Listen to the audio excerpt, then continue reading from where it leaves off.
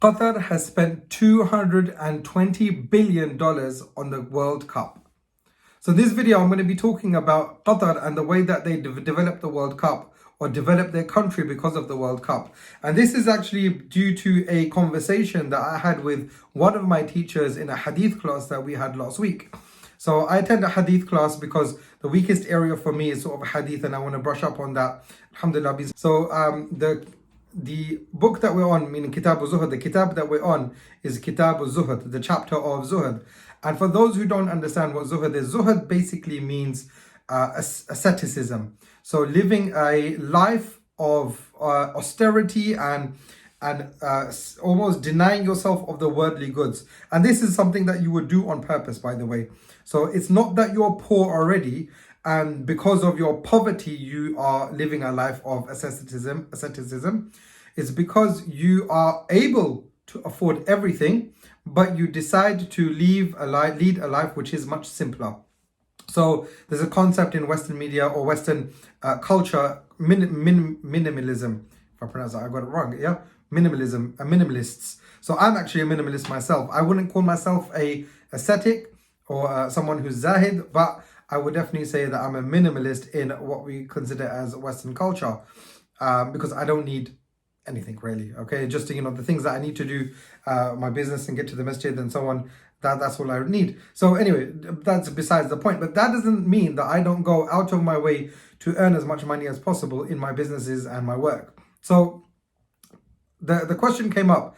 One of the students came up that if we are, working and we are spending our time trying to acquire as much to make our lives comfortable, to make our family's life comfortable, and to leave enough behind, where do we fit in when it comes down to our desire or the Prophet ﷺ's teaching for us to be zahid?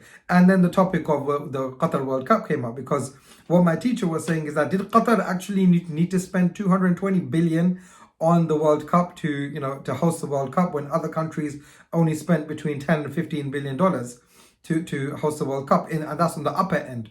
And he said they didn't need to do that.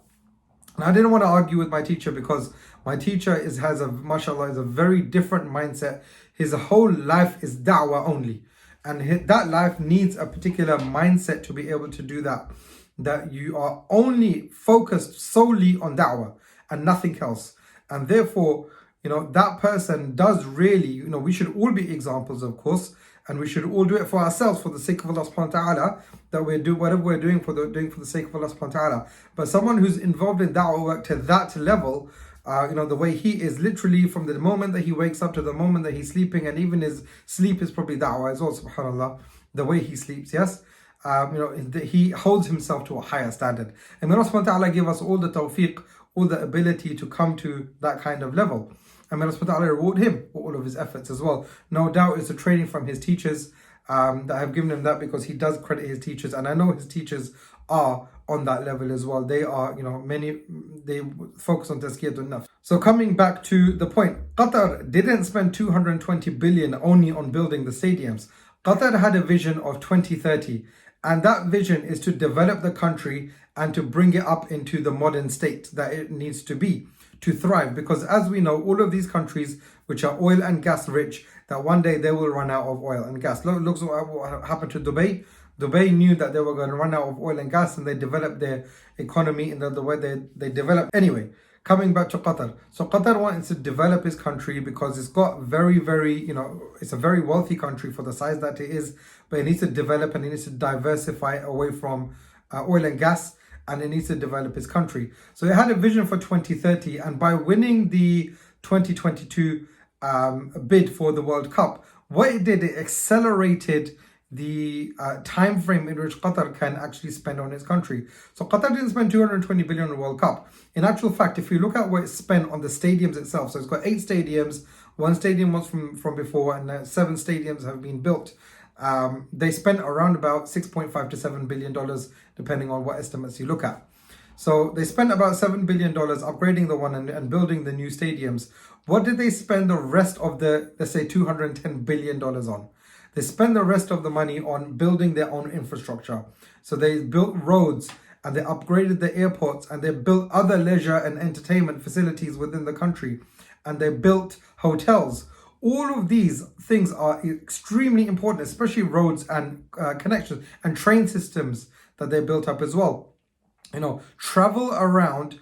If you can shrink a country, the amount that you can get done in that space of time is just massively enhances what can be done.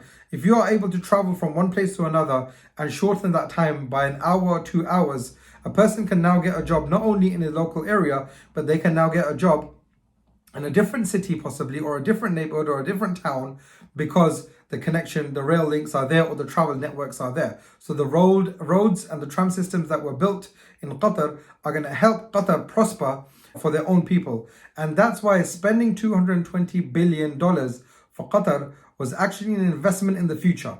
And that's what's really important. In Sharia finance market, we always talking about investing in the future, investing for yourself. Is making those smart investments so you can benefit later on. Because what is capital allocation? You have to allocate capital to things that can benefit you now, benefit you in the future. And if you have a little bit of sacrifice now, of sacrificing that capital and putting into an investment, that investment could possibly pay you dividends in the future. And that's why you make those investments. So that's one of the reasons why we're building our fund. Our fund is based on investment into fantastic businesses which are privately owned, and they have opportunity to be purchased at very, very low multiples. And then Muslims can benefit from the dividends and the cash flows of those businesses later as being owners. And of course, Sharia finance market will manage those funds for you, manage those businesses for you. That's going off topic, but Qatar has built hotels, has built roads, tram systems, leisure, entertainment, all of these things which are going to benefit the country, the youth, the next generation of Qatar themselves. And of course, they've improved, the relations, or they're going to improve, the forward sports entertainment. So look at Saudi Arabia, what it's doing. It's very big in the boxing world at the moment. So if you look at boxing and Formula One, Saudi Arabia has made huge strides in these areas, and therefore they're able to attract the biggest fights in Saudi Arabia. And that's what Qatar is going to do. Maybe once the World Cup is over, because one of the key problems of World Cup has always been is that what do you do with the stadiums thereafter? Same thing happened in Stratford with the Olympics. Now they've turned them into my kids, they go to trips there, and they promote sports in the country, and that's fantastic. And that's what Qatar will probably do. Not only, but their population is too small to only utilize it for their own country, but they can then attract other tournaments that can be taken place. Maybe not only the World Cup, but you got the Euros and Champions League and so on that can possibly be taken place in Qatar as well. So 220 billion spent in Qatar. It is excessive, but they done it for the infrastructure building of their own country. And if you see what it can do for Qatar later on, then maybe that 220 billion is not just a complete waste of money, but it's also an investment in the future. And that's why you should think about investing in the future as well, just like Qatar did. And I'm not saying that my teacher is wrong for pointing out Qatar. All I'm saying is that Qatar had a plan, and they were able to accelerate that plan because of the World Cup, and possibly made the right choice for themselves. We don't know, of course, only time will tell that what happens in a few years' times to all of that infrastructure that Qatar has built. We hope, because it's a Muslim country as well, specifically that it is a benefit for the Ummah and a benefit for those, the citizens of that country and anyone who works there as well. And of course, I hope they are taking steps, they have taken steps to make things better for, especially our Pakistani, Indian, Bangladeshi brothers who go there and they work. One thing I just want to say about that as well is that I am from Pakistan. Like when I say I'm from Pakistan, my grandfather came from Pakistan, actually from India. They stayed in Pakistan for 20 years. Anyway, our roots are there. And, my in-laws, when I go and visit my in-laws and I speak to the family members out there, they all want to go to Saudi. They all want to go to Qatar. They all want to go to Dubai. They want to go out to these countries and work. In fact, my grandfather and his best friend, who's actually my wife's grandfather, they both first went to Iraq and they worked in Iraq. And then they came to UK and they worked in the UK. My grandfather stayed and my wife's grandfather went back. They went out to work. We know for a fact that the wages in Pakistan, the wages in Bangladesh, the wages in those countries are not as high as that they can get when they go out and work in the foreign countries. And especially the Arab countries, because they're Muslim countries and they don't feel completely alien, If we look at some of the foreigners, the immigrants that come from especially if you've not been exposed to that globalized society before. India is very different. India has, especially the big cities anyway, they have this really global outlook, which is really fantastic. Pakistan, Bangladesh, they don't have that global outlook the way India does, although of course they do because of social media and internet and media in general. But these, poor people, when they go out, they do struggle. When they go to these countries, like maybe they go to the UK or Australia or US, they struggle a little bit in the beginning. Yes, they do adapt. Humans are very adaptable. That's the key thing about humans. But going to these Arab countries and working there is actually, less of a struggle because it's a Muslim country and a lot of the culture is shared. Because of course, us Muslims, alhamdulillah, we adopt the Islamic culture. Islam has cleansed us. يُرِيدُ لِيُطَهِّرَكُمْ. Allah subhanahu wa ta'ala wants to purify you, and Allah subhanahu wa ta'ala through Islam, alhamdulillah, and maybe we be purified not only in body but also in soul. Make investments in yourself, and Qatar, hopefully their investments pay off as well from the $220 billion that they spent.